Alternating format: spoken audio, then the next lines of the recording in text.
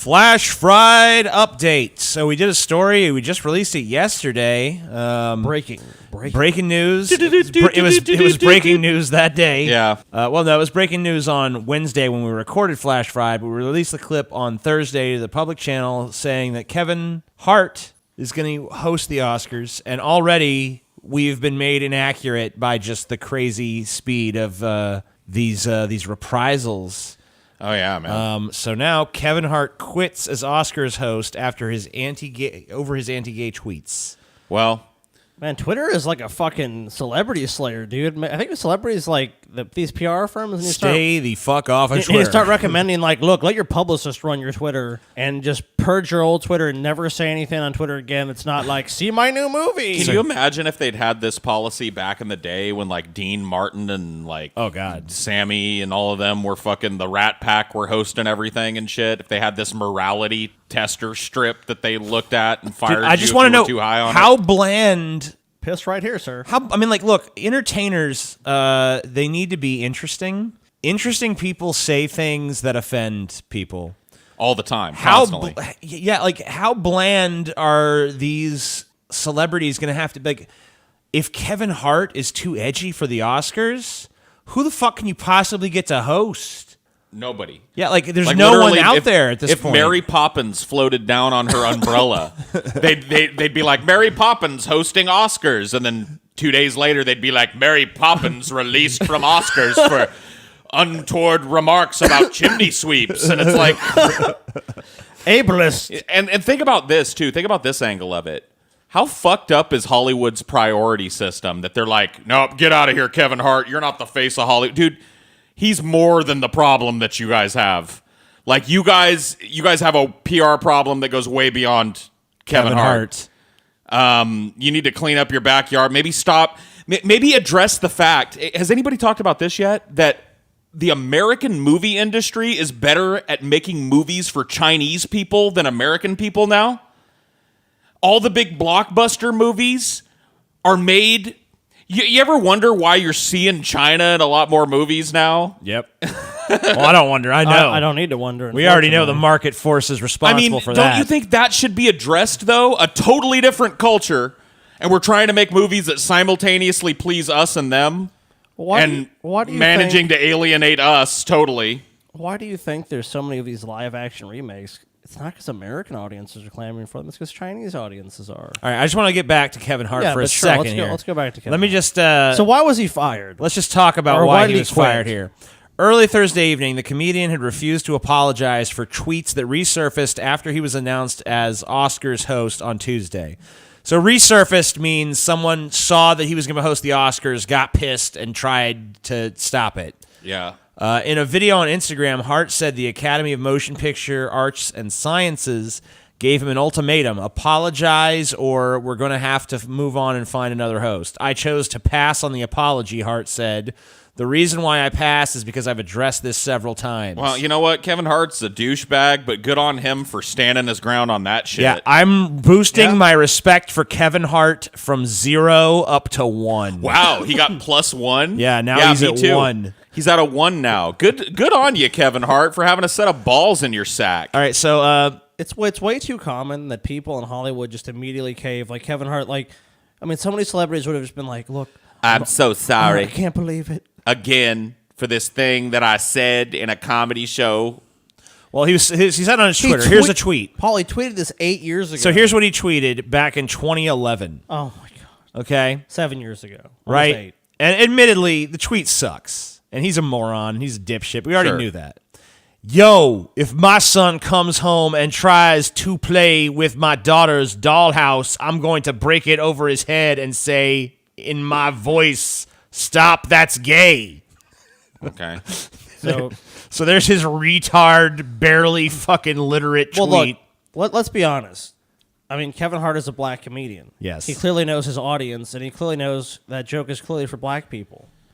What are you saying, Scotty? You saying black people are all homophobes, Scotty? So here's what... Yeah. 2018, Scotty Kirk, all black people are rampaging homophobes and totally unreasonable besides. Wow. No, what I'm saying... Fired from the Oscars now, Scotty. Shit, they Yeah, you're fired So from wait, Deep Fat Fried. listen Scotty. to Oh, his damn, dude. Listen to his Oh, shitty. well. Listen to his shitty fucking justification for the dumb tweet. Okay. Keep in mind, I'm not homophobic. I have nothing against gay people. Do what you want to do. But me, being a heterosexual male, if I can prevent my son from being gay, I will. You can't. You can't. I mean, if your yeah, it's son a- wants the dick, there's literally nothing on earth you can fucking do Look, to stop that from happening. if saying something stupid, callous, backwards, excluded people from doing anything, there'd literally not be a human being on the planet that could host the Oscars. That's true. Every human being says something dumb or backwards or callous at least every once in a blue moon. And Kevin Hart, shocker, surprise, is no different. He's a human being. Yeah, headline: Kevin Hart is. I mean, human. yeah, I repudiate the shit that he says here. It's Of course. stupid, but he's not a totally fucking unlovable human being because he said something like this. You're once. a wretch. You know what I mean? You know. And I hate that, like, Hollywood manages to be more insipid than Kevin Hart. They're even more insipid than the person that they chose to fucking head them.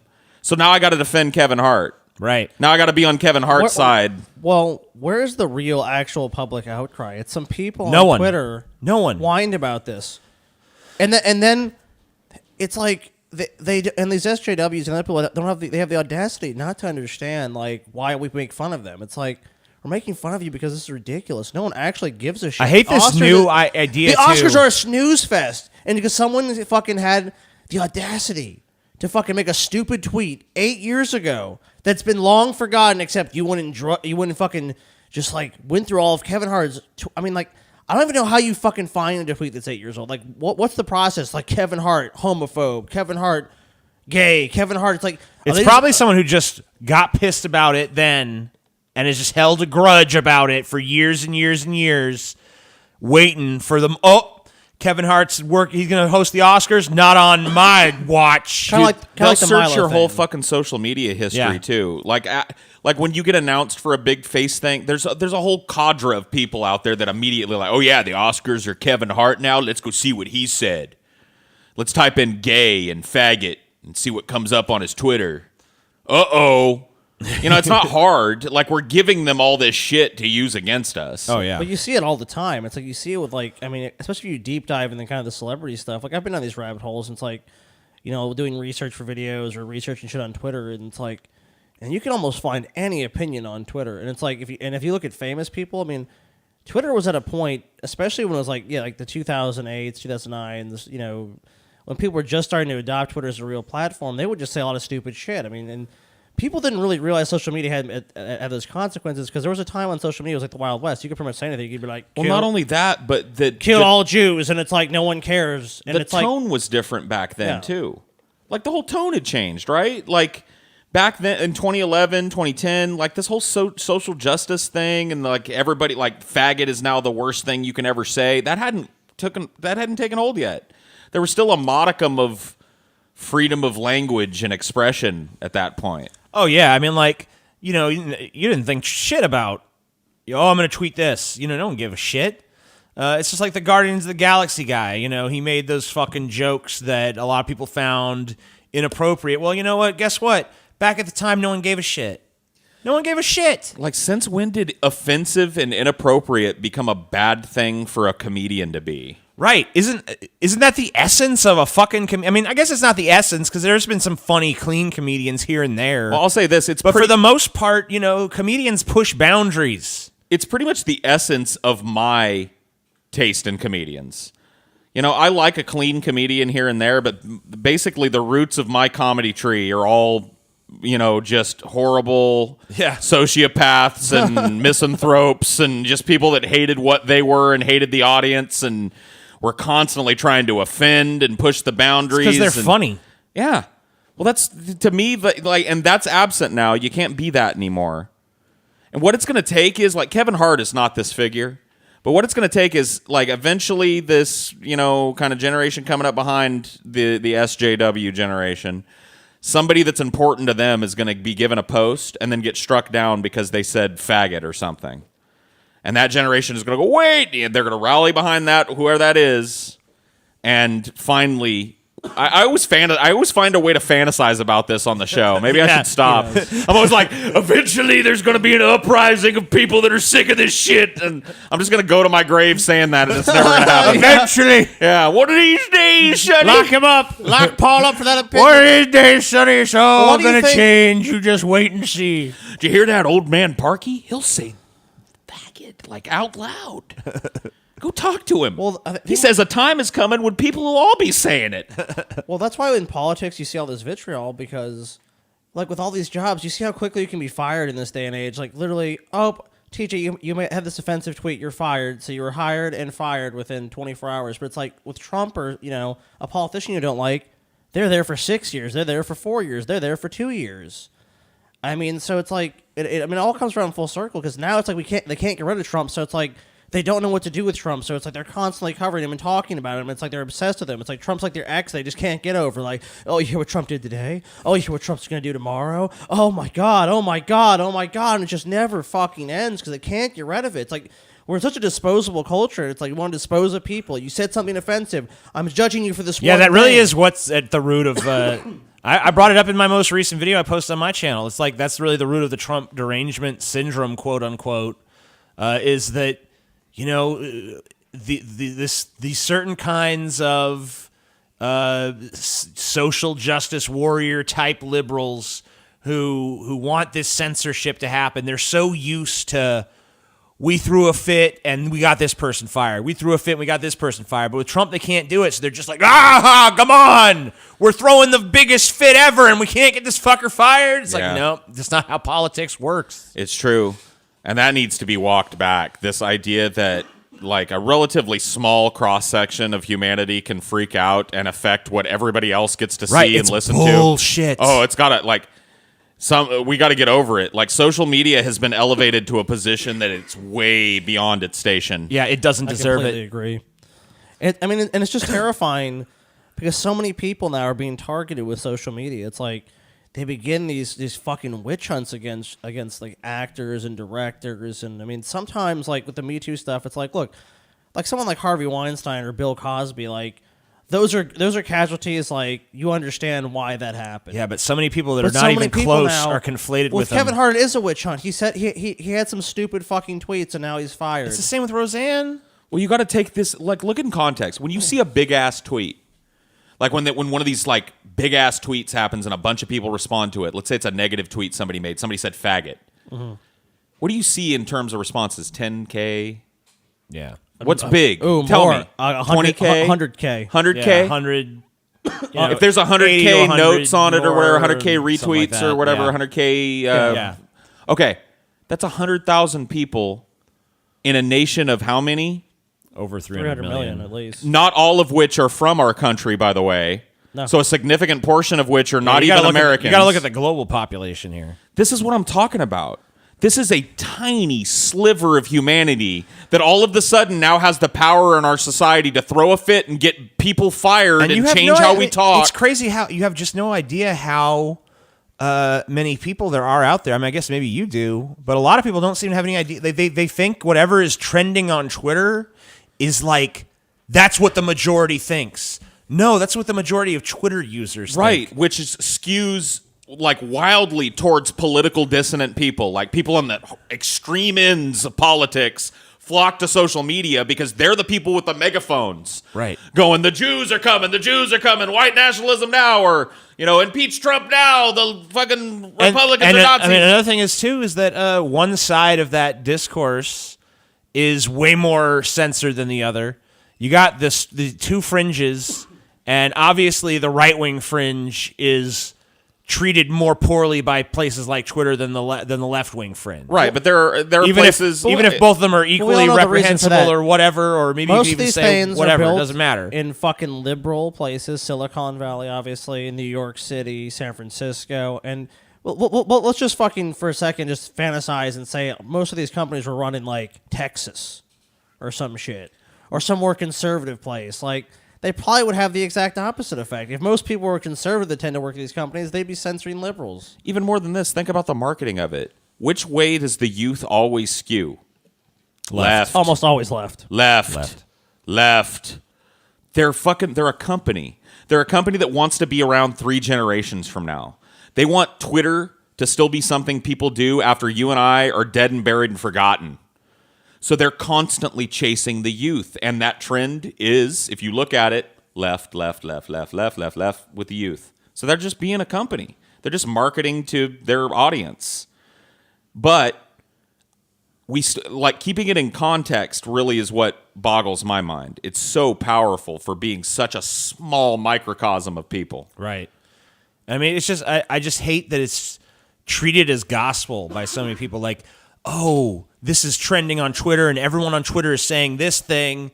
It's like, yeah, because first of all, a lot of dissent against what they're saying has been silenced artificially. Sure. A lot of people don't want to come out and speak against them because it's an they echo see chamber. how. I mean, yeah, it's the same thing as like going to Reddit. It's upvote. It's like all these people on social media patting each other on the back, and they're like, "We have the largest coalition. We win reality." It's like that's not how it fucking works. And they're a tiny little cross section of reality. Right. Like Reddit is another great example. It's like if I go into a fucking redneck bar, all the rednecks around me are all going to agree on a bunch of stupid bullshit. That doesn't mean it's right because that's the popular thing in that place. But we don't look at Twitter. The problem is that we look at a group of rednecks sitting in a bar like what they are. They're a group of rednecks sitting in the bar. We don't look at Twitter as a group of fame-obsessed, media-obsessed, call-out culture-obsessed, SJW-obsessed fame whores that all desperately want those retweets. We don't look at it like that. That's what it is. It's just a hive of drama mongers that all want to be the top drama dog.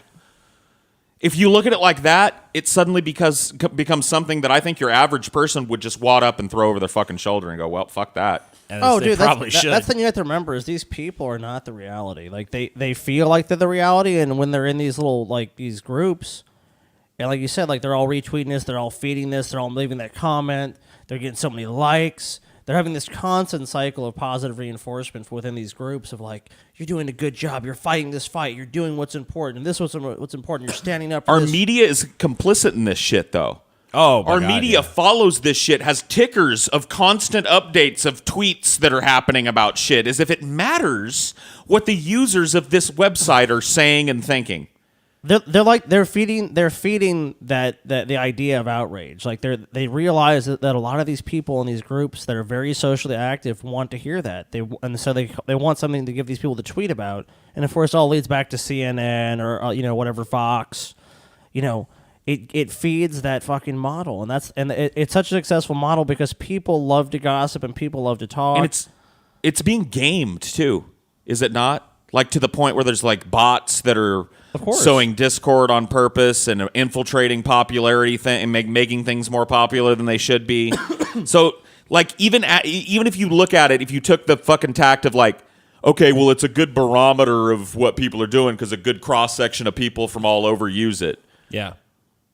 No, it's gamed to fuck. It's filled with bots of different, with different agendas, pushing different topics up, suppressing other topics down, riddled to the brim with abilities to abuse its flagging system to silence dissent. It's not a good barometer. I mean, let's just think about the fact that so much of our public discourse is contingent upon these social media properties that are rigidly controlled by very few people. It's like we used to talk, we still talk really about income disparity.